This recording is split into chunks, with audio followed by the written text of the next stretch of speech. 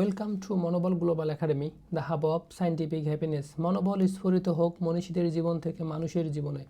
বিশ্বনন্দিত লেখক Michael H heart কর্তৃক রচিত তার বিশ্ববিখ্যাত বই বিশ্বের শ্রেষ্ঠ 100 মানুষের জীবনের উপর ধারাবাহিক কন্টেন্ট পরিবেশনা আপনাদেরকে অভিনন্দন। আজকের পর্বে রয়েছে পিথাগোরাস সংখ্যার মধ্যেই খুঁজে পেয়েছিলেন মহাবিশ্বের রহস্য।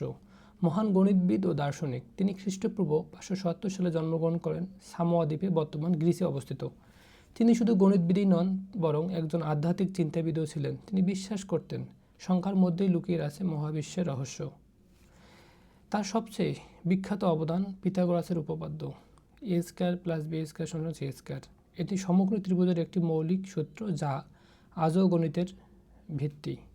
তিনি একটি শিক্ষা প্রতিষ্ঠান পিথাগোরিয়ান স্কুল গড়ে তোলেন, যেখানে গণিত, দর্শন এবং নৈতিক শিক্ষা দেওয়া হতো। তার চিন্তাধারা বিজ্ঞান, গণিত এবং দর্শনে গভীর প্রভাব ফেলে। তার জীবন থেকে কয়েকটি শিক্ষা। জ্ঞানী শক্তি। তিনি জ্ঞান সাধনায় নিজের জীবনকে সঁপে দিয়েছিলেন। শৃঙ্খলা এবং নিয়ম মেনে চললে একজন ব্যক্তি যে কোনো অবস্থা থেকে সফল হতে পারে। ডিসিপ্লিন দ্বারা সফলতা অর্জন সম্ভব হয়। নিয়মানুবর্তিতা একটা মানুষের জীবনকে সফলতা আনয়ন করে এবং তিনি নিরবচ্ছিন্নভাবে তার গবেষণা কাজগুলো ডিসিপ্লিন মেনে চালিয়ে যেতেন।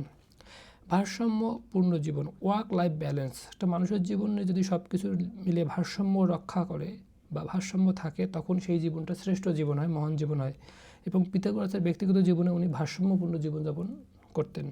চিন্তার গভীরতা। তিনি অনেক চিন্তামগ্ন থাকতেন এবং চিন্তা নিয়ে গবেষণা করতেন এবং ধ্যানমগ্ন থাকতেন, এবং চিন্তার গভীরতার জন্য এত আবিষ্কার উনি পৃথিবীর বুকে দিয়ে যেতে পেরেছেন। আত্মনিয়ন্ত্রণ এবং নৈতিকতা, সেলফ কন্ট্রোল বা ইমোশনাল রেগুলেশন বা ইথিক্যাল প্রিন্সিপালস তার জীবনে খুবই ছিল এবং এই জন্যই তিনি মহান কিছু করতে পেরেছেন। তার দর্শনের মূল কথা হলো জ্ঞান, শৃঙ্খলা এবং ভারসাম্য থাকলে একটা মানুষের জীবনে সফলতা আসবেই। আজকের এই দিনে এই মহান মনীষীকে শ্রদ্ধার সহিত স্মরণ করছি। সবাইকে অনেক ধন্যবাদ।